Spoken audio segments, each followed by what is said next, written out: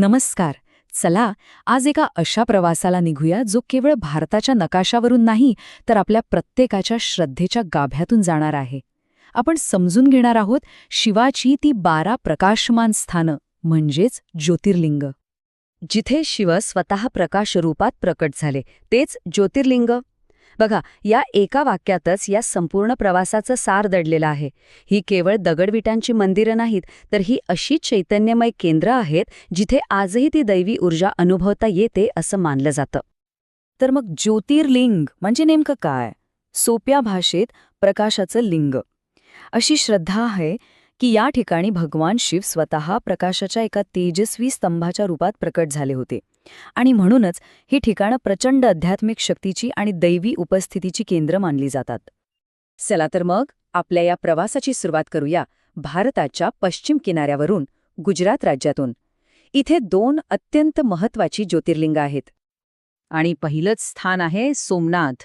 अरबी समुद्राच्या किनाऱ्यावर काय दिमाखात उभा आहे हे. या मंदिराची कथा मोठी विलक्षण आहे बरं का. असं म्हणतात की चंद्रदेवाने शापमुक्तीसाठी इथेच शिवाची पूजा केली होती. पण या मंदिराचं खरं वैशिष्ट्य आहे त्याचा अतूट इतिहास. एकदा दोनदा नाही तर तब्बल 17 वेळा आक्रमण होऊनही हे मंदिर प्रत्येक वेळी अधिक दिमाखात पुन्हा उभं राहिलं. हे केवळ एका वास्तूचं नाही तर श्रद्धेच्या अतूट शक्तीचं प्रतीक आहे. आणि इथली संध्याकाळची आरती तो तर एक दैवी अनुभव असतो. आता गुजरातमध्येच द्वारकेजवळ आहे नागेश्वर ज्योतिर्लिंग. या नावाचा प्रतिकात्मक अर्थ खूप खोल आहे.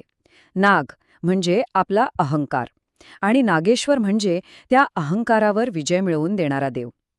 इथलं सर्वात मोठं आकर्षण म्हणजे भगवान शंकराची ती 80 फूट उंच विशाल मूर्ती, जी दुरूनच आपलं लक्ष वेधून घेते आणि एका वेगळ्याच शांततेचा अनुभव देते. तर आता आपण किनाऱ्यावरून निघून भारताच्या मध्यभागाकडे आणि तिथून थेट हिमालयाच्या कुशीत प्रवास करणार आहोत. बघूया हा मार्ग आपल्याला कुठे घेऊन जातो ते. पहाटे 4 वाजता. या वेळेत असं काय खास असू शकतं? जरा विचार करा. आपल्या पुढच्या थांब्यावर या वेळेला असं काय घडत असेल जिथे असं म्हणतात की काळ स्वतः थांबतो? आणि याचं उत्तर आहे उज्जैनचे महाकालेश्वर. इथेच रोज पहाटे 4 वाजता ती जगप्रसिद्ध भस्म आरती होते. ही केवळ एक पूजा नाही तर जीवनाच्या नश्वरतेचं प्रतीक आहे. ती भस्म आपल्याला वैराग्याची आणि काळाच्या चक्राची आठवण करून देते. महाकाल म्हणजे काळाचा स्वामी आणि हे एकमेव दक्षिणमुखी ज्योतिर्लिंग आहे जे मृत्यू आणि काळावर विजय मिळवण्याचं प्रतीक मानलं जातं. मध्य प्रदेशातलं आपलं पुढचं स्थान आहे ओंकारेश्वर. याचं वैशिष्ट्य तर खरंच अद्भुत आहे. हे मंदिर नर्मदा नदीच्या मधोमध एका बेटावर वसलेलं आहे आणि गंमत म्हणजे निसर्गानेच त्या बेटाला पवित्र ओमचा आकार दिला आहे. कल्पना करा, किती अविश्वसनीय आहे हे, नाही का? इथलं शांत वातावरण आणि नर्मदा परिक्रमा मनाला एक वेगळीच शांती देते. आता आपण यात्रेच्या सर्वात आव्हानात्मक टप्प्याकडे आलो आहोत. बघा, एका बाजूला आहे शारीरिक कष्ट, 16 किलोमीटरचा खडतर ट्रेक आणि दुसऱ्या बाजूला आहे बर्फाच्छादित मंदिरातून मिळणारा तो दैवी अनुभव. ही आहे केदारनाथ यात्रा. हिमालयाच्या कुशीत वसलेलं केदारनाथ. इथे पोहोचणं खरंच सोपं नाही, पण इथे पोहोचल्यावर जो अनुभव मिळतो तो स्वर्गीय असतो. अशी श्रद्धा आहे की महाभारताच्या युद्धानंतर पांडवांनी आपल्या पापांपासून मुक्ती मिळवण्यासाठी इथेच शिवाची आराधना केली होती. आणि हो, हे मंदिर वर्षातून फक्त 6 महिनेच उघडं असतं. हिमालयातून उतरून आता आपण पोहोचतो गंगेच्या काठावर, वाराणसीमध्ये. इथे आहे काशी विश्वनाथ.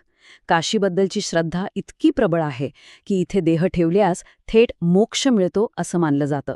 इथली गंगा आरती, तो भव्य विश्वनाथ कॉरिडॉर आणि हवेत सतत घुमणारा मंत्रांचा नाद एक वेगळंच चैतन्य निर्माण करतो. चला, आता आपला प्रवास दक्षिणेकडे वळवूया. महाराष्ट्र आणि भारताच्या दक्षिण टोकावर पसरलेल्या ज्योतिर्लिंगांचा विविध समूहाचा शोध घेऊ. आंध्र प्रदेशच्या श्रीशैलम पर्वतावर घनदाट जंगलात आहे मल्लिकार्जुन ज्योतिर्लिंग. हे स्थान खूप खास आहे कारण इथे शिव आणि पार्वती म्हणजेच मल्लिकार्जुन आणि भ्रमरांबा या दोघांची एकत्र पूजा होते. निसर्गाच्या इतक्या जवळ असलेला हा अनुभव खरोखरच अविस्मरणीय आहे. आता आपण महाराष्ट्रात प्रवेश करतोय. पुण्याजवळ सह्याद्रीच्या त्या हिरव्यागार पर्वतरांगांमध्ये आहे भीमाशंकर. पौराणिक कथेनुसार भगवान शंकरांनी इथेच भीमासूर नावाच्या एका राक्षसाचा वध केला होता. आणि एक विशेष गोष्ट म्हणजे महाराष्ट्राची जीवनदायिनी भीमा नदी याच पवित्र स्थानातून उगम पावते. महाराष्ट्रातील आपलं पुढचं स्थान आहे नाशिक जवळचं त्र्यंबकेश्वर. इथे गोदावरी नदीचा उगम होतो. पण इथली सर्वात अनोखी गोष्ट म्हणजे इथलं शिवलिंग. हे सामान्य शिवलिंगासारखं नाहीये. याला ब्रह्मा, विष्णू आणि महेश यांचं प्रतीक मानली जाणारी 3 मुखं आहेत. आता महाराष्ट्रातील मराठवाड्यात बीड जिल्ह्यात आहे परळी वैद्यनाथ. नावाप्रमाणेच या ज्योतिर्लिंगात रोग आणि व्याधी दूर करण्याची शक्ती आहे अशी श्रद्धा आहे. दरवर्षी श्रावण महिन्यात इथे होणारी कावड यात्रा खूप प्रसिद्ध आहे. औरंगाबादजवळ त्या जगप्रसिद्ध वेरूळ लेण्यांशेजारी आहे कृष्णेश्वर ज्योतिर्लिंग. ही कथा आहे कृष्णा नावाच्या एका शिवभक्त स्त्रीच्या निस्सीम भक्तीची. तिच्या भक्तीमुळेच भगवान शिव इथे प्रकट झाले होते. हे यात्रेतील 12वे ज्योतिर्लिंग मानले जाते. आणि आता आपण पोहोचलो आहोत यात्रेच्या अंतिम आणि सर्वात दक्षिणेकडील थांब्यावर, रामेश्वरम. या स्थानाचा थेट संबंध महाकाव्य रामायणाशी आहे. असं मानलं जातं की रावणाचा वध केल्यानंतर ब्रह्महत्येच्या पापातून मुक्त होण्यासाठी स्वतः प्रभू रामाने इथे शिवलिंगाची स्थापना केली होती.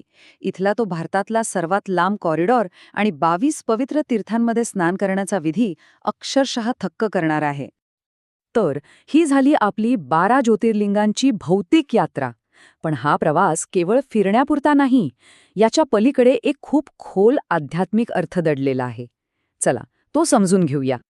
ही यात्रा म्हणजे काय, तर भारताच्या विविधतेला एका आध्यात्मिक धाग्यात बांधणारा प्रवास आहे. डोंगर, जंगलं, नद्या, समुद्र, प्रत्येक ठिकाणची एक वेगळी कथा, एक वेगळा अनुभव. पण या सगळ्याचा सार एकच आहे. हा फक्त एक बाह्य प्रवास नाहीये, तर हा शिवाकडे जाणारा एक आंतरिक प्रवास आहे, आत्म्याचा प्रवास. बघा, 12 ज्योतिर्लिंगांची यात्रा संपूर्ण भारत फिरवते, पण शेवटी ती प्रत्येकाला 8 डोकावून पाहायला लावते. तर मग खरा प्रश्न हाच उरतो की या आध्यात्मिक प्रवासाची सुरुवात नेमकी कुठून होते? यावर नक्कीच विचार करायला हवा.